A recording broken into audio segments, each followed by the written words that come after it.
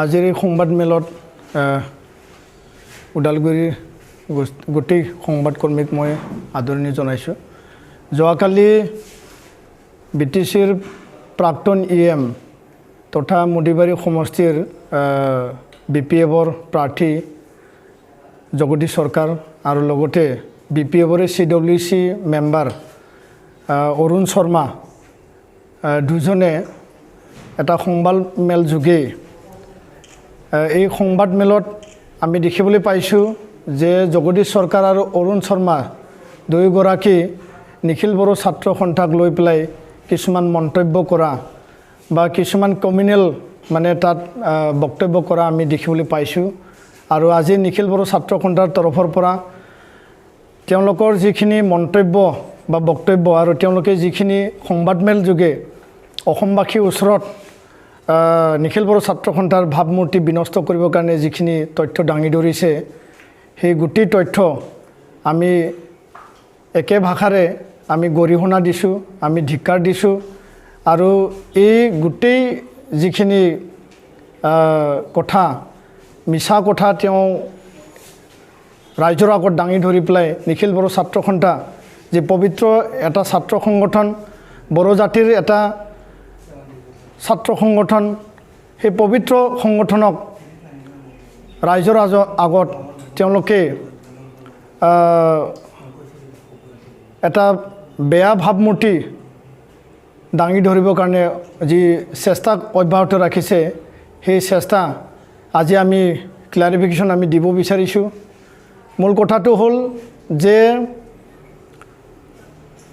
আজিৰ তাৰিখত জগদীশ সৰকাৰ আৰু অৰুণ শৰ্মা তেওঁলোকে বড়ো ৰাইজৰ আগত ক্ষমা খোজা উচিত। বড়ো ৰাইজক তেওঁলোকে ক্ষমা খুজিব লাগে, কিয়নো তেওঁলোকে যি কথাবিলাক কৈছে যে নিখিল বড়ো ছাত্ৰ সন্থা উগ্ৰ জাতীয়তাবাদ, সেই উগ্ৰ জাতীয়তাবাদৰ ডিফিনিশ্যনটো তেওঁ হয়তো নাজানে আৰু হয়তো তেওঁ ৰাজনীতিত মানে ইগোইজম যোনটো তেওঁ ৰাজনীতিত যিহেতু তেওঁ অৱতীৰ্ণ হৈছে, তেওঁ বেছি ইগো হৈ পেলাই সেই কথাবিলাক বক্তব্য ৰাখিছে। তো আমি ক'ব বিচাৰিছোঁ যে জগদীশ সৰকাৰ ডাঙৰীয়াই আজিৰ তাৰিখত বড়ো ৰাইজৰ ওচৰত ক্ষমা খোজক। উগ্ৰ জাতীয়তাবাদ কাক কোৱা হয় এই কথাৰ কাৰণে তেওঁ স্পষ্ট দাঙি ধৰক আৰু তেওঁক ৰাজহুৱাভাৱে বড়ো জাতিয়ে নিশ্চয় বয়কট কৰিব। কাৰণ নিখিল বড়ো ছাত্ৰ সন্থা জন্মলগ্নৰ পৰা আমি ৰাইজৰ হকে, ৰাইজৰ স্বাৰ্থত, ৰাইজৰ সেৱা কৰি পেলাই ছাত্ৰ সংগঠন হিচাপে, সামাজিক সংগঠন হিচাপে বড়ো জাতিৰ উন্নয়নৰ কাৰণে, বড়ো জাতিৰ অস্তিত্ব ৰক্ষাৰ কাৰণে, বড়ো জাতিৰ ভাষা, কলা, সংস্কৃতি, শিক্ষা, অৰ্থনীতি, ৰাজনীতিক দিশ সকলো দিশত অধিকাৰ পাবৰ কাৰণে আমি সংগ্ৰাম চলাই আহিছোঁ। আৰু এই সংগ্ৰামত গণতান্ত্ৰিকভাৱে অহিংসা নীতিৰে শান্তিপূৰ্ণভাৱে নিখিল বড়ো ছাত্ৰ সন্থাই আমি মাত মাতি আহিছোঁ। আৰু এই দীঘলীয়া সংগ্ৰামত নিখিল বড়ো ছাত্ৰ সন্থাই আন জনগোষ্ঠী, আন জাতি জনগোষ্ঠীক একেলগে লৈ পেলাই আমি আগত যোৱাৰ কাৰণে বা সমিল মিলেৰে এই অঞ্চলত আমি কেনেকৈ বসবাস কৰি থাকিব পাৰোঁ তাৰ কাৰণে আমি কাম কৰি আহিছোঁ। আৰু আজিৰ তাৰিখত জগদীশ সৰকাৰ ডাঙৰীয়াই এই 10 বছৰ 5 বছৰ EM আৰু 5 বছৰ MCLA যে তেওঁ সুযোগ পালে বা তেওঁ এই যে সুযোগটো পালে, সেই সুযোগৰ যদি আধাৰটো যদি চাব যায়, জগদীশ সৰকাৰ ডাঙৰীয়াই যোৱা 2003 চনত BTC চুক্তিৰ সময়ত আৰু তাৰ আগত আৰু তাৰ পিছত নিখিল বড়ো ছাত্ৰ সন্থাৰ লগত তেওঁ সংগ্ৰামত একেলগে আছিল। আৰু আজিৰ তাৰিখত সেই সংগ্ৰামটো তেওঁ পাহৰি গৈছে। আৰু ইয়াৰ কাৰণে আমি ক'ব বিচাৰিছোঁ, তেওঁ যদি উগ্ৰ জাতীয়তাবাদৰ যোনটো ভাষা তেওঁ প্ৰয়োগ কৰিছে, সেই ভাষাটো আমি সুধিব বিচাৰিছোঁ। আজিৰ তাৰিখত সেই সময়ৰ যিখিনি এপছুৰ নেতা আছিল, আজি BPF দলত, ৰাজনীতিৰ দলত আছে, বিশ্বজিৎ দৈমাৰী ডাঙৰীয়া বা লমচাও দৈমাৰী ডাঙৰীয়া আছে বা আন যিবিলাক নেতা আছে, আজি ৰবিৰাম নাৰ্জাৰী ডাঙৰীয়াও আছে। তো তেওঁলোকক সোধক যে উগ্ৰ জাতীয়তাবাদ সেই সময়ত সেই নেতাবিলাকে কৰিছিল নেকি। তো মই BPF দলকো মই আহ্বান জনাব বিচাৰিছোঁ, এটা ছাত্ৰ সংগঠন হৈ, যে যি পন্থাৰে জগদীশ সৰকাৰ ডাঙৰীয়াই নিখিল বড়ো ছাত্ৰ সন্থাৰ ওপৰত আক্ৰমণ কৰিছে, সেই পন্থা কেতিয়াও গ্ৰহণযোগ্য নহয়। সেই পন্থা কেতিয়াও সমাজৰ কাৰণে মংগল নহয় তেওঁ কমিউনেল যি বক্তব্য প্ৰদান কৰিছে আজিৰ তাৰিখত আইনীভাৱে ইয়াৰ কাৰণে নিশ্চয় ব্যৱস্থা লোৱা হ'ব আৰু এই ক্ষেত্ৰত মই নিৰ্বাচন আয়োগকো অনুৰোধ জনাব বিচাৰিছোঁ যে তেওঁ যেহেতু এতিয়া বৰ্তমান BPF দলৰ মুডিবাৰী সমষ্টিৰ প্ৰাৰ্থী তো নিৰ্বাচন আয়োগে এই ক্ষেত্ৰত যাতে তেওঁ যেহেতু কমিউনেল বক্তব্য প্ৰদান কৰিছে যে তেওঁ কৈছে যে BTC অঞ্চলত বড়ো ভাষাক মানে জাপি দিব বিচাৰিছে অসমীয়া ভাষাক ইয়াত মুখিমূৰ কৰিব বিচাৰিছে এই বক্তব্যবিলাক তেওঁলোকে প্ৰদান কৰিছে আৰু আজি তাৰিখত আমি তেওঁৰ পৰা প্ৰমাণ বিচাৰিছোঁ যে কোন সময়ত কেতিয়া নিখিল বড়ো ছাত্ৰ সন্থাই এই মানে যিবিলাক তেওঁলোকে কৈছে বা তেওঁলোকে এইবিলাক কথা দাঙি ধৰিছে কেতিয়া কৰিছিল ইয়াৰ এটা প্ৰমাণ তেওঁ দেখুৱাব লাগে আৰু অৰুণ শৰ্মা যি CWC মেম্বাৰ তেওঁ কৈছে যে বিজনেছ 71 পৰিয়ালক নিখিল বড়ো ছাত্ৰ সন্থাৰ নেতৃত্বত তেওঁলোকক এভিকশ্যন কৰা হৈছিল তেওঁলোকক মানে তাৰ পৰা জোৰজবস্তি যাবৰ কাৰণে নিৰ্দেশ দিয়া হৈছিল ইয়াৰ কি তথ্য আছে সেই তথ্যখিনি তেওঁলোকে দাঙি ধৰিব লাগে আৰু অন্যথা নিখিল বড়ো ছাত্ৰ সন্থা যি দুজন ব্যক্তিয়ে নিখিল বড়ো ছাত্ৰ সন্থাৰ ওপৰত এই কমিউনেল উগ্ৰ জাতীয়তাবাদ আৰু ভাষাক লৈ পেলাই যিখিনি তেওঁলোকে বক্তব্য প্ৰদান কৰিছে ইয়াৰ ওপৰত আমি বিশেষ এটা ব্যৱস্থা ল'বৰ কাৰণে আমি বাধ্য হ'ব তো ইয়াৰ কাৰণে আজি তাৰিখত নিখিল বড়ো ছাত্ৰ সন্থা আমি স্পষ্টভাৱে আমি ক'ব বিচাৰিছোঁ যে অসমীয়া ভাষা বড়ো ভাষা অসমৰ চৰকাৰী ভাষা অসমীয়া ভাষা হয় অসমৰ সহযোগী চৰকাৰী ভাষা বড়ো ভাষা হয় এইটো সংবিধানে আমাক বা চৰকাৰে আমাক ইয়াৰ মানে যি ষ্টেটাছ বা ইয়াৰ সন্মানটো আমাক দিছে বা অধিকাৰটো দিছে তো বড়ো মাধ্যম অসমীয়া মাধ্যম দুই মাধ্যম জীয়াই থাকিব লাগিব ইয়াৰ কাৰণে কোনো বিকল্প ৰাস্তা নাই কাৰণ অসমত মাতৃভাষা মাধ্যম অসমীয়া মাধ্যম বড়ো মাধ্যম আমি জীয়াই ৰাখিব লাগিব আৰু যোনটো আইনৰ কথা কৈছে যে the Assamese language learning act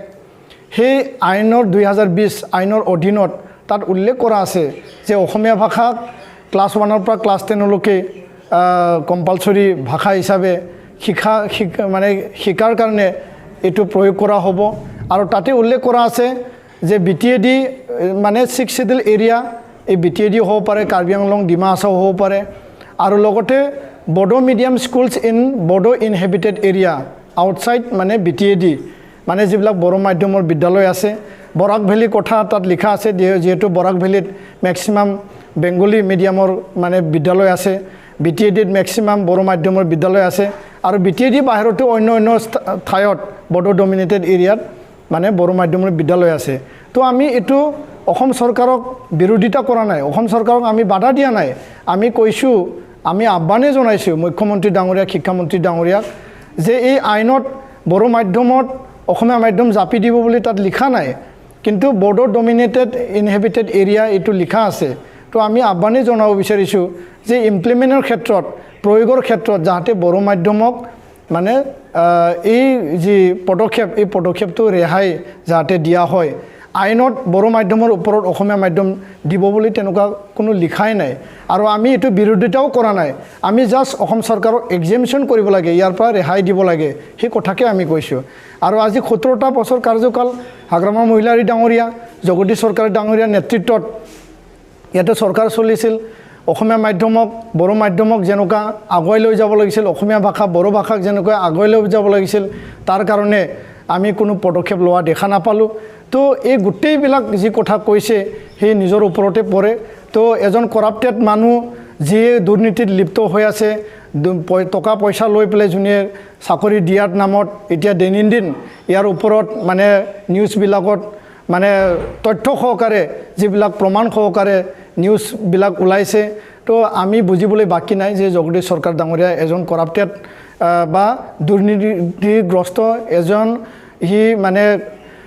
EM আছিল Ex.EM আছিল Ex.MCLA আছিল আৰু আজি হি দুৰ্নীতিত লিপ্ত হৈ ৰাইজে তেওঁক মানে আকোৱালি যিহেতু মানে লোৱা নাই ৰাইজে তেওঁৰ পৰা দূৰত আছে তো সেই সকলো কথা হি ভাবি পেলাই নিখিল বড়ো ছাত্ৰ সন্থাক আক্ৰমণৰ এটা টাৰ্গেট বাছি লৈছে আৰু নিখিল বড়ো ছাত্ৰ সন্থা কোনো ৰাজনৈতিক নেতাই কোনো ৰাজনৈতিক দলে আক্ৰমণ কৰিলে আমি কেতিয়াও মনে মনে আমি বহি নাথাকোঁ কাৰণ আমি কোনো ৰাজনৈতিক দল নহয়, আমি ৰাজনৈতিক সংগঠন নহয়, আমি কোনো মানে তেনেকুৱা এদিনতে জন্ম হোৱা সংগঠন নহয়। বডোফা উপেন্দ্ৰনাথ ব্ৰহ্ম এই সংগঠনত কাম কৰি গৈছে, বাণেশ্বৰ বসুমতাৰী, কনকেশ্বৰ নাৰ্জাৰী এই সংগঠনত মানে প্ৰতিষ্ঠা হিচাপে তেওঁলোকে এই সংগঠনক চলাই নিছিল। তো আজি তাৰিখত বড়ো সংগ্ৰাম, বড়ো জাতীয়তাবাদ আৰু বড়োসকলৰ যি অস্তিত্বৰ কাৰণে, অধিকাৰৰ কাৰণে নিৰবিচ্ছিন্নভাৱে শান্তিপূৰ্ণভাৱে গণতান্ত্ৰিকভাৱে যিখিনি আন্দোলন আছিল আৰু এই আন্দোলনৰ বিনিময়ত সেই অঞ্চলৰ সকলো জাতি জনগোষ্ঠীক লৈ পেলাই বড়োসকলে জীয়াই থকাৰ কাৰণে BSC পৰা BTC পৰা BTR আজি চুক্তি সম্পাদন হ'ল। ইয়াক তেওঁ অসন্মান কৰা হৈছে আৰু তেওঁ বড়ো ভাষাক